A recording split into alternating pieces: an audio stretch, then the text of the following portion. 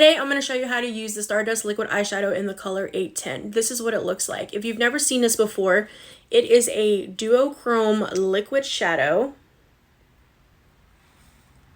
Look at that shine.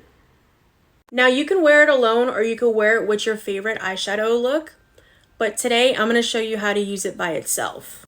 Now, before anybody asks, this is sold out on my website. I will be restocking in 2 weeks.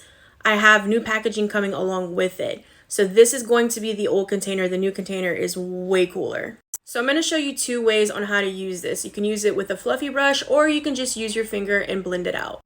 So here you can do this any way you want. You could put it all over the lid, which look, I'm going to do it right now. I'm just going to put it all over my lid and then just take my little finger and tap it in and blend it out.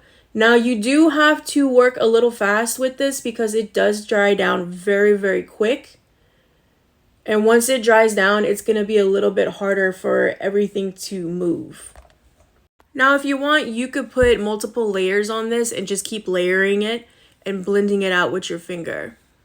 On this side, I'm going to use a fluffy brush to blend it out.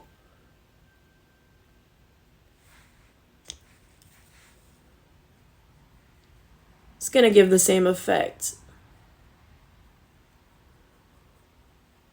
It really just depends on how comfortable you are with brushes. That's why I say you can use your finger as well.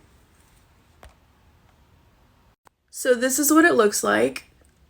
You could do it like this, or you can add a little bit more flair to it if you want. Now, depending on what color you get, these do shift in the light. Here are 2 colors. You see that shift? And they don't budge. This ain't going anywheres. So I just popped a little bit of color into my waterline with some mascara, and there she is. The Stardust liquid eyeshadows.